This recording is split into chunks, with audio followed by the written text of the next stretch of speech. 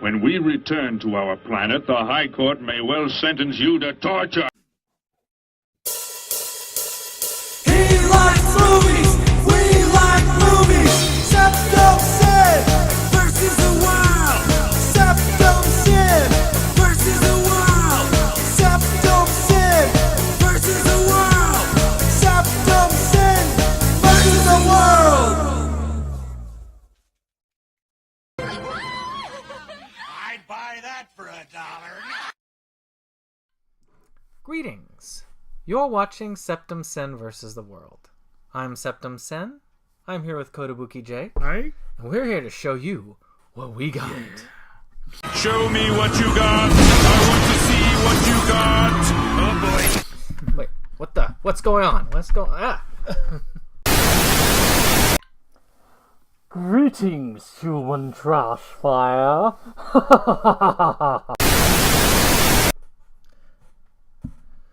Okay, who are you? Looks like Cobra Commander's cosplaying as David Pumpkins. Why, I'm the evil Doctor Streaming. It is my goal to rid the world of all physical media. One day this will all burn through the might of the internet.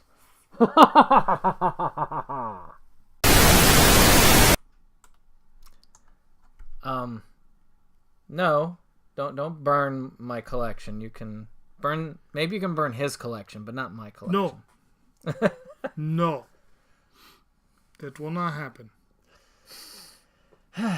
Well, I only have one thing to say about that. Indeed. So why are you here? Well, I've decided to be a little bit benevolent since this is our first meeting. I'm going to go through this future trash dump and do something for Horrorween, as you've decided to neglect it this year. So, I will see you later with Horrorween recommendations, things that you can't just get anywhere, and things that anyone would enjoy this season. I'll see you later, chumps.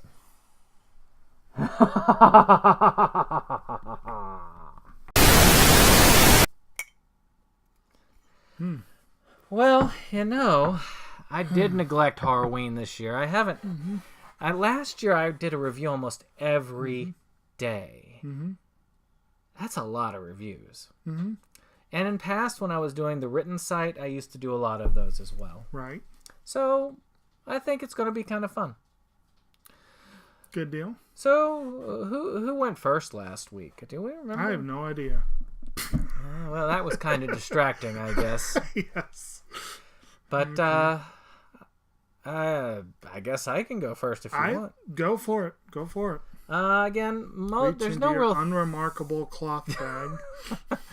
Most of my theme this week is kind of unremarkable in and of itself. I have some interesting pickups, but no theme this week. So the first is Vampire Princess Mew. Interesting. I've been wanting to get this for a long time. This is the OVA. You got your sets 1 and 2. And a Mego release. Oh, yeah. I got this really, really cheap. I got this for $5 off of Right Stuff. Not bad. And then, of course, they put the main series on sale, so I said, I'm going to finally collect everything for it. I've been curious about it. It's not the best rated series in the world. I'm not even sure what it's about. But A vampire princess named Mew? it's one that I have been curious about for a while, so I want to see it. And maybe this is the time to finally break it open and go for it. So that's the whole OVA. All that's left is the TV series. So I do have a bit of a theme this week, and we're actually going to be running an extra item apiece because, as I have stated in the last handful of videos. I did more eBaying recently than I really should have. And I got a couple of bundles. And this particular bundle is 6 items. So I was like, okay, I want to present it all as one. Yeah. And there is another theme. Every one of these is an animated film. And they cover a lot of ground. They're very varied grouping of films. And the first one is an American claymation film that is a completely random entry into my collection. But what the hell? And that is the Gumby movie. Original claymation. And this, it opens up and you get the little... I really liked that. I really liked the box set, but I really wanted the series. The movie didn't impress me as much as the series growing up as a kid. I don't remember the movie other than what I did watch of, what little I have watched of it. But I did watch this show. I honestly have little... I don't think I've ever seen the movie, and I have little recollection of the show. I remember seeing a few episodes. Well, you ripped his head off. Yeah. So, yeah.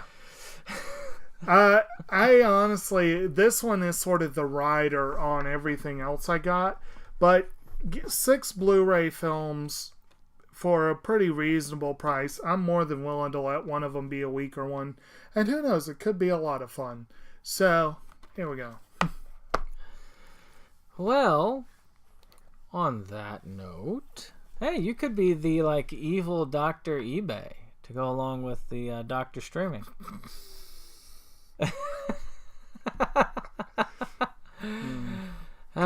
So this next one I got as out of the Criterion Collection when they had their sale. Oh. And this is Mishima, A Life in 4 Chapters by Paul Schrader. You can see here, it's very shiny. It is very shiny, and not just because of the plastic wrap. And let's see, it says here, Paul Schrader's visually stunning collage-like portrait of the acclaimed Japanese author and playwright Yukio Mishima, played by Ken Ogata, investigates the inner turmoil and contradictions of a man who attempted the impossible task of finding harmony among self, art, and society. Taking place on the last day of Mishima's life, when he famously committed a public seppuku. Ooh, that sounds painful. Yes. The film is punctuated by extended flashbacks to the writer's past, as well as gloriously stylized evocations of his fictional works. With its rich cinematography by John Bailey, exquisite sets and costumes by Eiko Ishioka, or Eiko Ishioka. And unforgettable, highly influential scores by Philip Glass. That's an interesting combination of peoples and players. Interesting, yes. 1985, 120 minutes. It's been out. This is not too long ago release that they did this. That's 2018, actually. A lot of bonus features there. So this is what I'm talking about. What we're talking about. This thing has been out for a long time now. It's sad how long it's been since 1985. But the fact is that it's been out long enough that we can have a legit release with lots of cool features on it. Did this come out in the 80s? I don't know when the original Gumby movie came out. I don't recall either. I feel like it's been a good long while. Now, going from a movie that is marketed as being for kids... 95. Oh, yeah. We've got a movie that most decidedly is not for kids. And actually, I started watching this the other day. I got about 20 minutes in, but then my schedule suddenly changed, and I had to put the movie on hold. But the first 15, 20 minutes were pretty interesting. I don't know why I thought this was an anime, but it's actually an American film. And it is called My Entire High School Sinking into the Sea. Woo! And it is a very rough art style. Very, very rough art style. very interesting cast. You got Jason Schwartzman as the main character, whose name is Dash. And I guess he's supposed to be a version of the cartoonist Dash Shaw, which makes at least the second time Schwartzman has played a fictionalized version of the author because he did the same thing with Jonathan Ames in Bored to Death. So it's very interesting. His best bud Asaf is played by Reggie Watts.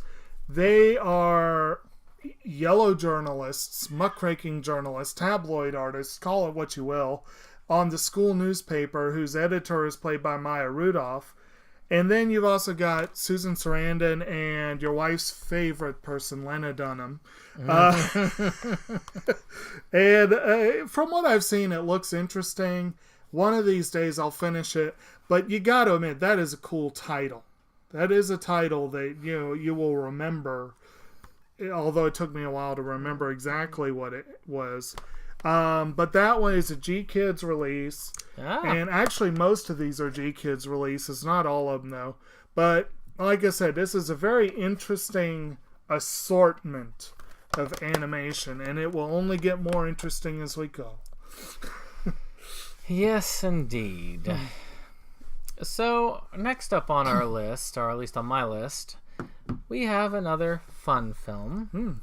Actually, a box set. So, this is TV. And that is Sailor Moon Super S Part 1 Limited Edition. Speaking of an assortment of animation. So, cool. It's a really cool looking set. Yeah. It's, of course, got the spot here that you could stick the second set in. Do you ever really do that with... Well, you don't... Well, I intend to. I don't know. I feel like this should stay here. I don't know. What do you do with that? Well, I've got a box that I'm throwing all the extra pieces into. But I hate Pieces box. I really hate doing that.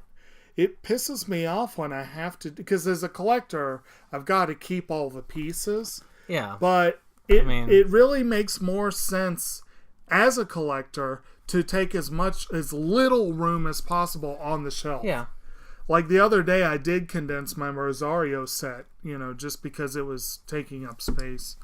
It's just it's one of those things. Yeah. I mean, like, I do have one or two things where there's a giant piece of foam, and with one of my sets, which was a series box, they had a giant wig, and I was like, no, I just put the series in it, and the wig can go somewhere else where I'm going to keep it, but it's not going to go there.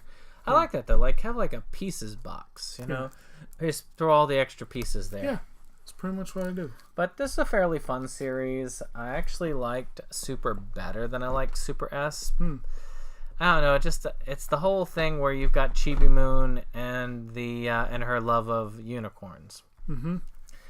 Good times. But it does have the Dark Circus, which is an interesting group of villains. Oh, yeah.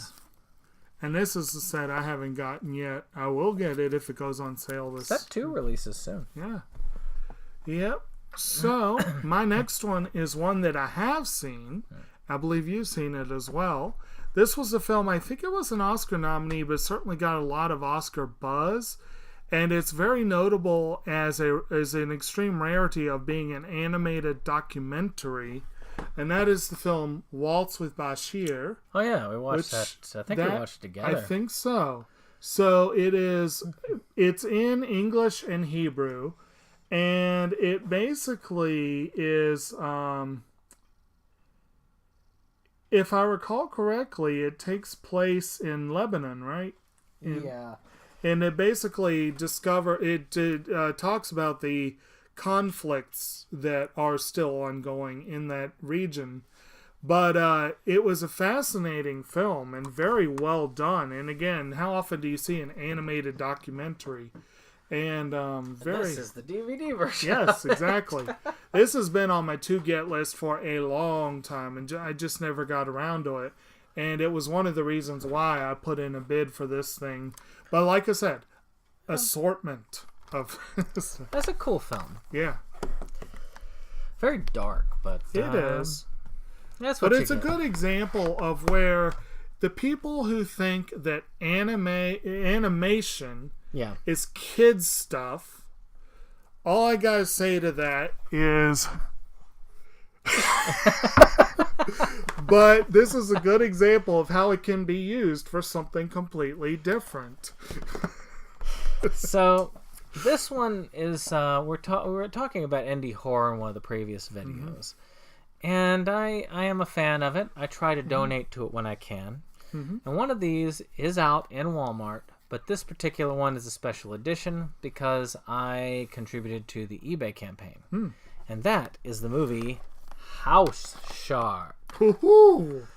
It's about a shark, a special type of shark that lives in the pipes of houses and will eat people in the houses.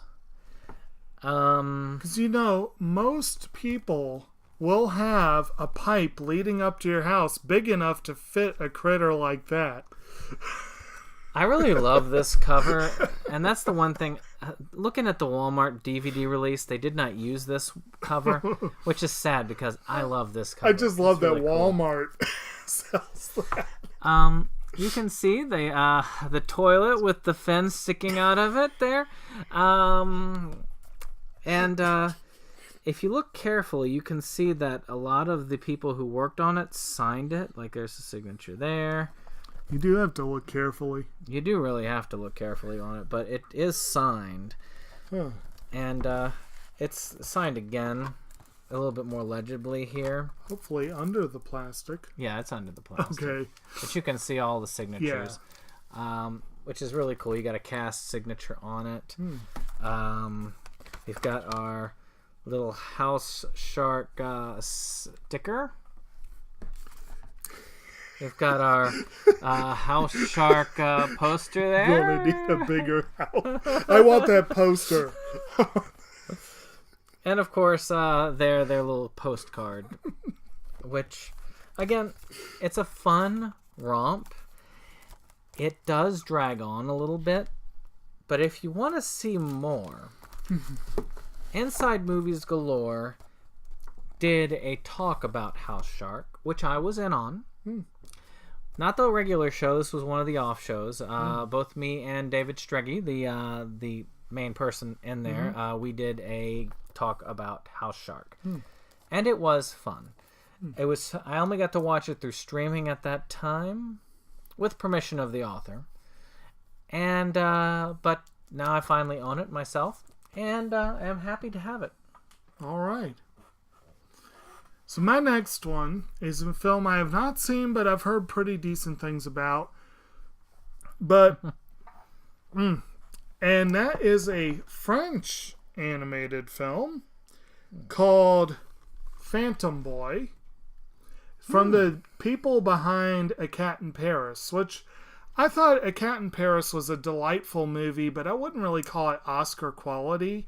It was more, I would say it's more of a kid's film than a lot of films that get Oscar love. They're very fun. But it was very fun. And you can kind of tell from the images that this is the same people behind it. Again, G-Kids release. This is a very recent one, too, if I'm not mistaken. Just a couple years ago, I think. But I am very interested in seeing this. A lot of people tend to overlook France as an animation presence, but they have done some pretty good animated stuff, and I'm definitely looking forward to this. Again, I don't know that I'll consider it a classic, but it was probably very well worth getting. Anytime you can get a bunch of G-Kids stuff really cheap, I'm all for it. Oh, G-Kids has some cool stuff. I had one that I reviewed not too long ago, and I'll eventually have that come up on the pickups. But speaking of special pickups, here's one that sells for fairly cheaply. And this one, I'm kind of glad it sort of was a screw you to the scalpers. Because when this came out, the scalpers thought, we're going to buy up every copy. And the initial run got bought out really quick. And if you could look within the first couple of days, it was going for, well, it was up on eBay for like $100, $200. They were trying to really just, Yeah. they were saying, we're buying up all of it because they were worried they were thinking it was going to be a limited release. And then next week they restocked. Shit. So it turned out to not be, and then they bought a bunch of copies, and now they have a bunch of copies that they can't offload easily. And that is the steelbook of Hocus Pocus. Yeah. Now that's a really cool steelbook. That is I mean, a you can see how cool-looking it. It's the spell book, of course. I saw this. I had to upgrade for it. We have a Blu-ray release, but this is a more recent one due to the anniversary. We're going to be watching it this holiday. But it is one of my wife's favorite Halloween films. So we're going to have to watch it, definitely. I think I've seen that movie. I know it's sad that I'm not sure that I have, but I mean, this is one that it's not gory, dude. Yeah. It's no, it's not that. No, it just never got around to it. It's one of those things, you know. It just never got around to it. But even the eyeball is sort of like up on there. okay, It was a fun Disney film. right. I'll admit, I hadn't seen it myself until like maybe about 4 or 5 years ago. Really? So, I mean, I'd seen previews of it and I'd seen occasional pieces of it, but I never really watched it until then.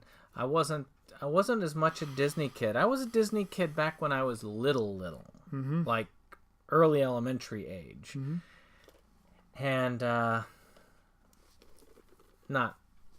on at that time. Okay. All right. My next one I actually did watch the other day. Actually, I watched it, and then just after that, I was about to watch My High School Falling into the Sea, and I didn't get to. This is one that actually is very, very highly rated. It is on IMDb's list of the 250 greatest films, and I believe it actually is probably in their top 10 of animated films. And if you watched our videos earlier this week, you heard us pay tribute to a legend in claymation. But there have been claymation since then. Actually, I'm not really talking about Gumby. This film here is an Australian film that has been very, very, very highly regarded. It is not a Disney kid-friendly film, let's put it bluntly.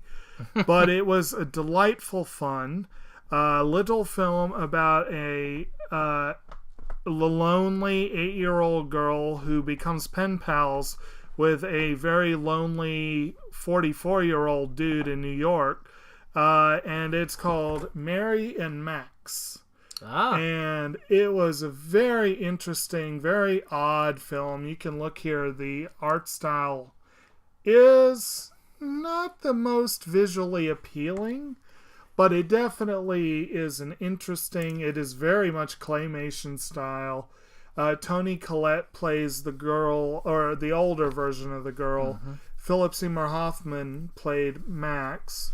Eric Bana is in there as well, and it's narrated very amusingly by Barry Humphries. This is definitely a good film. I was impressed when I saw it. It's been a long time coming. I've been seeing it on IMDb and going, what? This must be a good movie. Max, I believe, is on the spectrum, if I recall correctly. Oh, he has Asperger's, definitely. Yes, so on the spectrum, yeah. Yes. And that actually leads to an interesting bit of sorry. A little bit of conflict in the movie. Well, obviously a few things. This was really good. It had a wonderful soundtrack. The music was awesome. And again, I've said so many times that animation should do much better with the award shows than it does because the music is so good. But this, let's just say here, over the course of 20 years and 2 continents, their unusual journey of friendship will explore autism, taxidermy, alcoholism, where babies come from, kleptomania, sexual differences, trust, copulating dogs, religious differences, agoraphobia, and more of life's big and little surprises. So yeah, like I said, not a Disney film. I need to watch But my copy. it was good. I have had my copy for ages. It looks a lot like the style of 999. I don't know if the same people were behind it or if it was similar. I don't know, but you're right. The style is kind of similar. Because it has that slightly dark style to it. Yeah. Well, speaking of artsy, I also got this really cheap from Right Stuff. And that, come on, is The Life of Budori Gusuku. Cusco. Gus- Interesting. So this is a pretty cool story. Every life is a journey. Will you dare to go where it takes you? Will you? It's a sort of biographical thing, I guess. Budori Gusko's life was wonderful, living in the forest with his father, mother, and younger sister. When the weather changed, the villagers he knew moved away. Tragedy stole his sister and parents from him. Forced to wander until he found another place to live, he again settled into peaceful existence. Until the weather changed and it all took it away from him again. Now he's grown older. Has found a job with people who study volcanoes. Where the weather starts to change again, he must make the biggest decision of his life. From the classic story by Kinji Miyazawa, The Galactic Railroad, comes all new animated masterpiece, The Life of Budori Gusuko.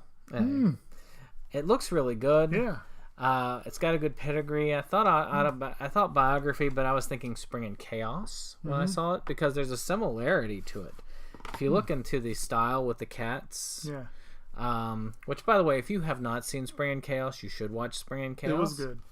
It's not that expensive. You can still get it for really cheap.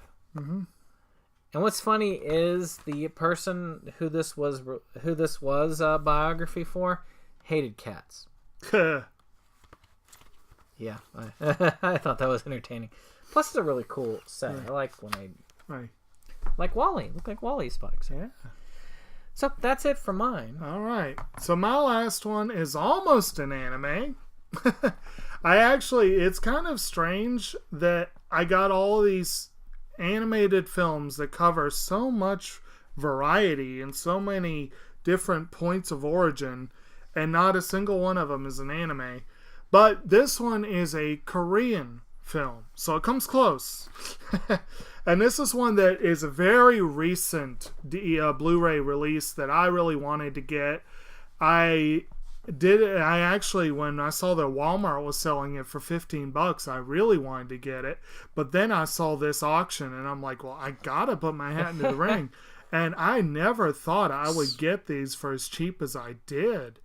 But so I got a Korean film that I had to get, if only because the title is awesome. And it's called Satellite Girl and Milk Cow. And I mean, also just look at that cover. That's just really fun looking. An out of commission satellite picks up a lovelorn ballad on her radio antenna and descends to Earth to find the source of sincere emotions. But on the way, she is caught in a raging magical battle and transforms into Satellite Girl. Meanwhile, the balladeer in question, a loser 20-something at a cafe open mic, meets the fate that befalls all broken-hearted lovers. He is turned into a farm animal. That happens all the time. But, etc., etc. But it looks fun. It just, again, the title grabbed me, and I'm like, I can't pass that up. And it looks it's gotten good reviews. I mean, everything I've heard is that it's worth seeing. Korean anime has become much more legit lately than it used to be. I mean, and it makes sense because they've been farmed out to do the animation for most of your anime that you watch and love. They have Korean animators. Yeah, they have lots of experience in the field. And so all of these, all 6 films, all on Blu-ray, with shipping. The bundle costs $32.